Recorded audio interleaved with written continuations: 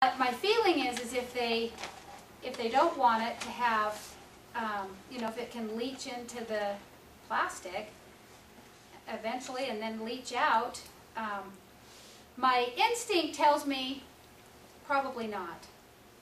But I don't know. And then what would you do with 55 gallons if you had to rotate it? Right. You'd have to have a party. Set up a lemonade stand.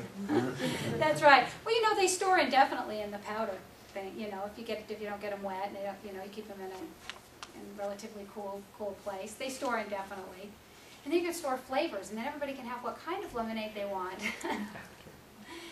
Okay. Now here's one of the things that you need is a bung wrench. See how it's got these plugs on here? To get them on and off, you need a bung wrench. It's B-U-N-G. That's unless you concoct something to get these plugs. You fill your water, and when you rotate your water, you're going to need to get these on and off. So this is a bung wrench. If you store a 55-gallon barrel, you typically will need a bung wrench for that. These will also be on the form. Okay, so now we've got this all filled. It's labeled. 5 years comes along. We're going to rotate it, or let's say we need to use it. We're going to use our bung wrench, and we're going to take one off. How do you get the water out? Because it's not going to do us any good, and we can't tip it, we can't lift it, we can't move it. How do we get the water out of there? Well, there's two things. One, the siphon pumps really dominate the market, and I should have brought mine, but I've decided I don't like mine. We've really, you know, we've had a falling out with the siphon pump. You can put it, it's made to go in here, and you put it in here and you screw it down, and then you prime it, and it's got a hose, and you know how a siphon works. If it's below the water level, the siphon, the water comes out, and if you want to stop it, you lift it up. Well, after using that over and over when I'm rotating the water, that plastic got really brittle and it broke. And you know, if you've got a crack in your hose, you know you've just compromised the siphon. So I've decided that I really don't like my siphon pump anymore. But I'm going to tell you something in case you do.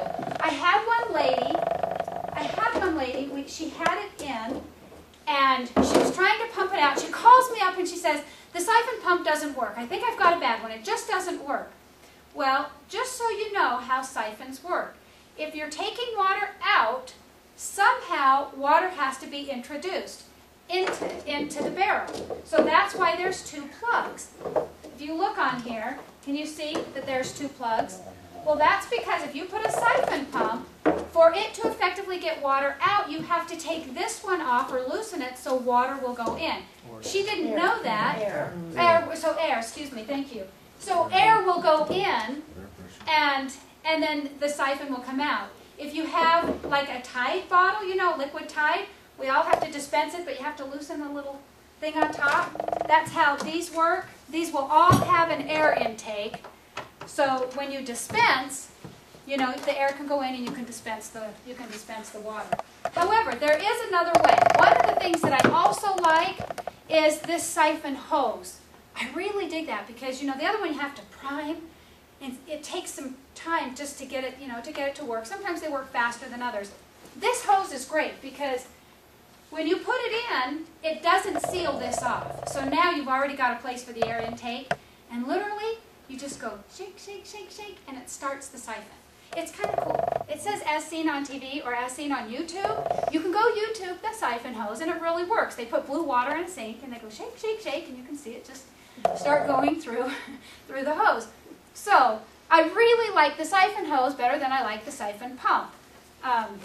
It's got that little copper bearing on it, and it just works. That's a 6 foot. I wouldn't go any smaller than a 6 foot because think about it, we've got what, at least about 3 feet here. If you want to put that clear down to the bottom and you want to have, you know, I mean 6 feet is barely going to be long enough. Sometimes the people try and sell you a 3-foot hose or anything like that. I would say a minimum you need a 6-foot hose to get that out. Now, here's the other thing. Okay, so you've got your siphon hose, shake, shake, shake. Water's coming out. It's down in your basement. Where's that water going into? Where is the water going? Well, that plagued me for a long time, just so you know. I thought, oh, I'll take it and put it in a pitcher. You know, I had this gallon pitcher, and I thought, okay, we'll do that. And then we'd take it upstairs. I'm thinking, okay, what do? We pour it every time we need it. I mean, it just was not a real good functioning system.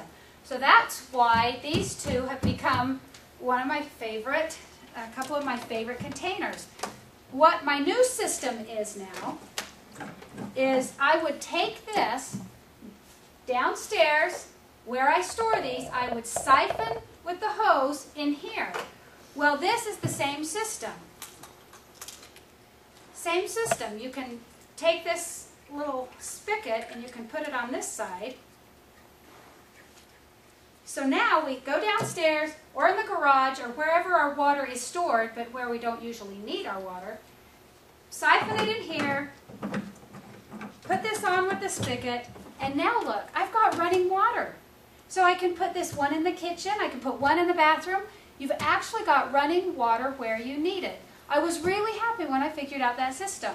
Maybe that came naturally to most people, but it took me some thinking before I could figure out how to make this water really usable in an emergency situation. So I love these little containers. Now, I used to do this one, and I still have this, and we take it, and my husband will take it deer hunting or camping or whatever, because they're great containers, and this has the same spigot. But 7 gallons at 8 gallons a pound is 56 pounds. Okay, for me to start hauling this up and down, up and down, up and down throughout the house, I just said, I don't think that's going to happen.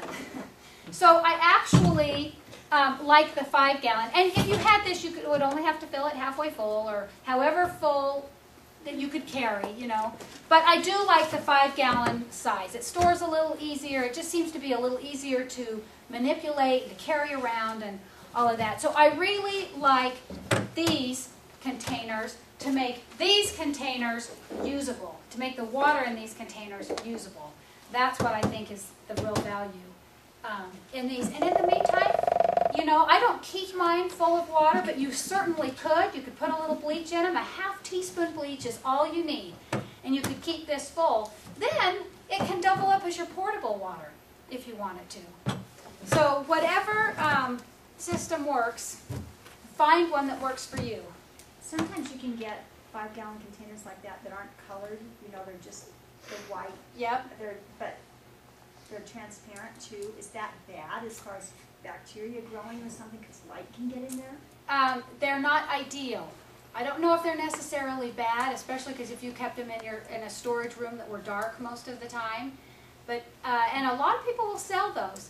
But if you really go and look at the industry, truthfully, they will say only use the blue because that's universal for water and they have the UV protection. And so it surprises me when I still see people that sell the clear ones. But they're just cheaper. Out to store outside, but what if you're storing them inside? Yeah, you know, you can get UV ray lights just from your incandescent lighting, you know. And your houses are light during the day.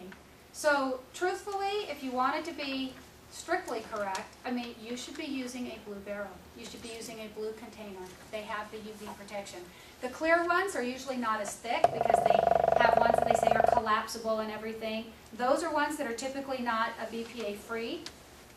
So I would check that too. So I never recommend a clear or a transparent. I always say it's a true water container if it's blue. What is this? It sounds like you have a system where you're rotating this water all the time as opposed to just using water out of the tap. So what is your system? Well, we actually keep ours downstairs in our storage room, and I fill it from my hot water tank. And what do you use the water for? How do you keep? What do you use it for? You are going to embarrass me. Because it's downstairs in my storage room, it's really hard to get it outside. That water goes right down the drain in my storage room when I have to rotate it. Okay? That, you know, what happens in this room stays in this room. Okay? I'm not green. Oh, yeah, the camera. Oh, man, I'm sunk now. I'm sunk now. When we were in California, it was so easy to, we stored them outside. We covered them with tarps to keep them, you know, protected with the UV, and we put bungee cords around them. And it was a great system. And then I could siphon them out and put them in the garden, the lawn. It was really easy. In Utah, it's hard because when you store those down in your